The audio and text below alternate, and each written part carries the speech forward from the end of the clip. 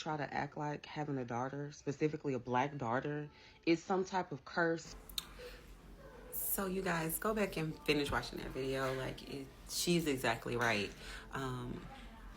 With what I've been through in my life, I realized that, and it took me a long time. It took me a very long time to realize that maybe some of the grief I received from my mom had nothing to do with just the mother-daughter relationship. When we are black girls, if you wear a pair of shorts, you being hot.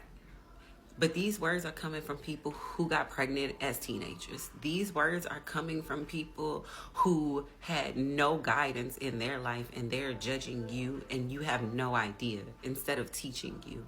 Everybody acts like having a black daughter is just the hardest thing you could ever do. Like, as soon as my daughter was born, oh, you need to do this and don't let her do that, and you guys are going to have such a hard time. No, we're not. We're not going to have a hard time because I'm a grown-up, and that is my child. That is my baby who I love more than anything in this world, and she can't compete with me, and I can't compete with her. And I've learned that our parents compete with us, especially when they tell us you need to be better than me, but then when you show up better than them, they have a whole attitude. They have a whole, pretty much mental breakdown because they have no idea how to actually deal with the fact that you are becoming better than them. So it's the shorts are too small. You're being fast. They're talking to boys as though you're talking to grown men. You're being fast. You go outside and somebody's looking at you. You need to stop wearing that because that man's looking at you. Nobody's addressing this grown man looking at me being predatory. It's judging me. Your own mom, my own mom. The craziest thing to me is how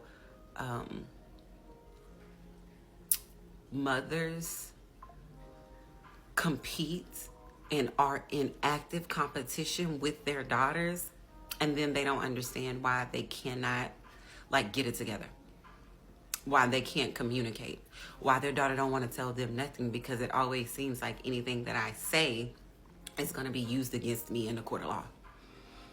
And always for the bad. Always to make me look like a bad person. Always to make me feel like a bad person. Always to make me feel less than because you feel less than as a mom. If mothers would just stop competing with their daughters, they'd never have issues with their daughters. If fathers stop competing, let's keep it clean because it goes on both sides. It's almost like if you didn't get to the point that you needed to be at in this life, oh, I'd be damned if my child is better than me, gets to more than me. They won't even support you. They won't show up for you. And then they'll say, oh, I have this thing, I have that thing. But no, you don't have anything to do. You just don't care because you don't want to see if I'm better than you. Because maybe I look just like you, or I look just like the person you don't like, or for whatever reason. The competition between parents and children is irrational, first of all. But also, like I said in previous videos, it's just another way for your parents to bully you and to make it seem like it's your fault for something that you're doing. And it's impossible.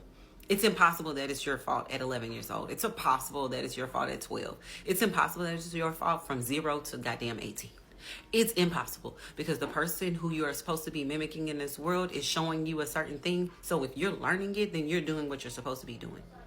Now, if they're mad because you're learning it and doing better, that's their problem. Their problem, it will always be, and I stand on that.